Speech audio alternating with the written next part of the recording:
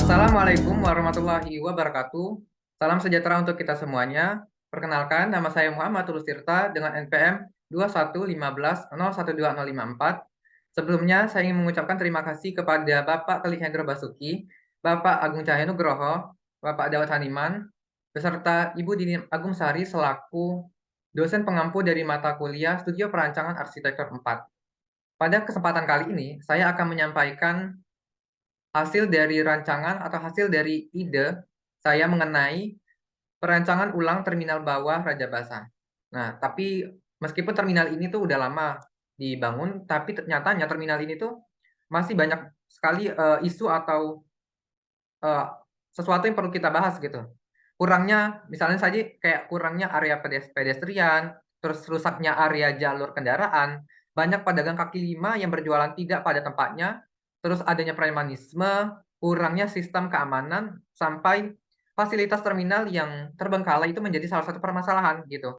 Dalam profil-profil makronya aja, kita bisa tahu nih bahwa terminal bawah Raja Basa ini terletak di Jalan ZA Pagar Alam, Kecamatan Raja Basa, dan terminal ini termasuk ke dalam terminal tipe C. Maka dari situ kita bisa bisa menemukan analisis SWOT gitu, di mana kekuatannya itu dari site ini adalah memudahkan, tentunya memudahkan aksesibilitas penumpang dari luar kota menuju tempat tertentu di dalam kota, gitu.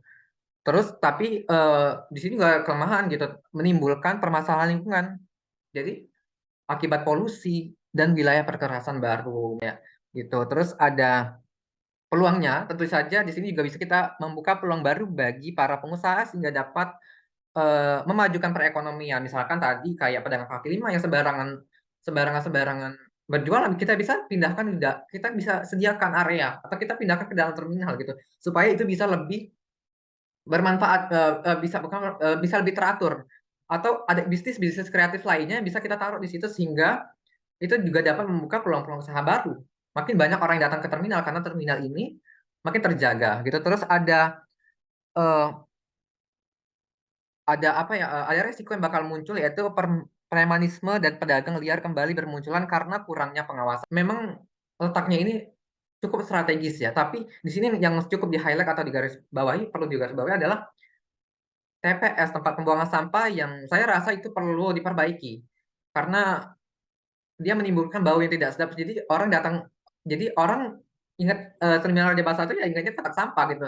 Padahal seharusnya terminal itu ya bisa menjadi wajah gitu. Wajah baru, wajah wajah bagi kota Bandar Lampung itu sendiri. Terus di sini juga ada kontur vegetasi maupun drainase. Kita bisa menemukan bahwa di samping terminal Raja Basa, terminal bawah Raja Basa itu terdapat kali. Kali. Nah, disitulah makanya kita kita tidak bisa membuat seluruh tempat itu tuh kayak disemen di mana-mana, dibuat jalan di mana-mana, dibikin wilayah perkerasan di mana-mana, karena memang itu terletak di cekungan. Sehingga ketika kita tidak memperhatikan hal tersebut, itu bisa menyebabkan banjir, permasalahan lingkungan kembali gitu.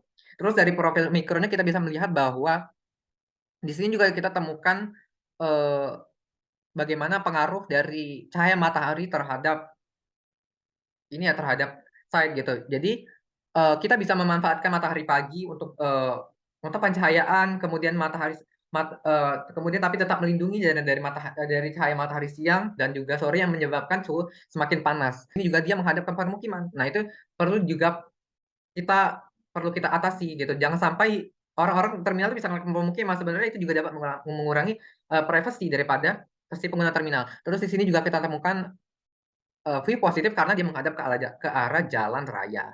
Kita bisa melihat nih di sini ada side plan di mana di sini ada dua masa, jadi ada dua masa, ada masa A dan masa B, ada gedung A, gedung B gitu. Jadi ada ruang tunggu A yang di sebelah sini, yang di sebelah kiri itu adalah ruang tunggu A. Di sini juga terdapat ruang informasi. Saya juga melengkapi dengan ATM center, dua toilet, ya, ruang istirahat supir, eskalator di bagian tengah. Jadi bisa memudahkan para pengguna terminal ya. Jadi ditaruh eskalator, kemudian ada loket tiket, ada ruang teknisi genset itu yang terletak di lantai satu di gedung A juga. Kemudian ada ruang toilet yang selanjutnya itu ada di gedung B. Toilet 4 juga ada di gedung B. Kemudian ada ruang istirahat supir kembali. ruang tunggu B yang ada di gedung B, di gedung sebelah kanan, lanjut ke area yang ke-16 itu ada dibikin area terbuka hijau, kemudian ada lahan kosong di sini.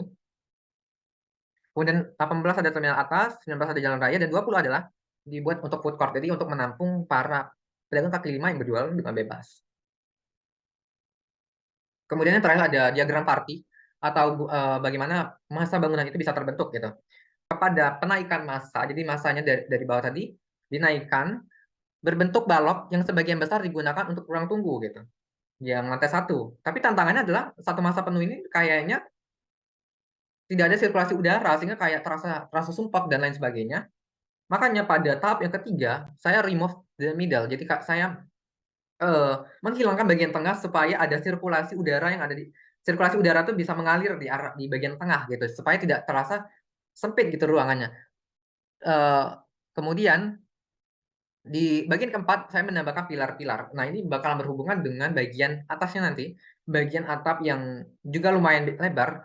Bagaimana pilar sebagai pondasi penunjang atap di atasnya dan pembagi jalur sirkulasi. Jadi ada jalur yang sebelah kiri itu ada jalur kedatangan dan jalur sebelah kanan adalah keberangkatan.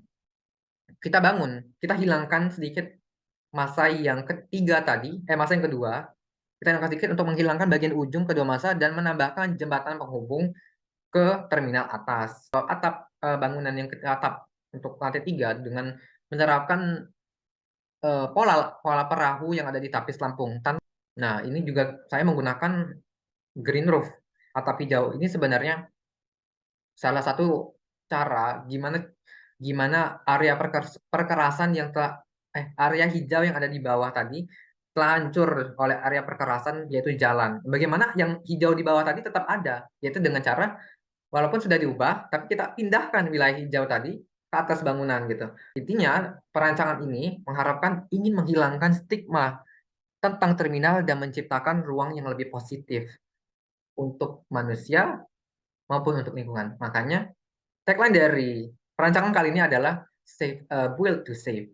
Mungkin demikian presentasi dari saya. Lebih dan kurangnya saya minta maaf. Saya akhiri. Wassalamualaikum warahmatullahi wabarakatuh.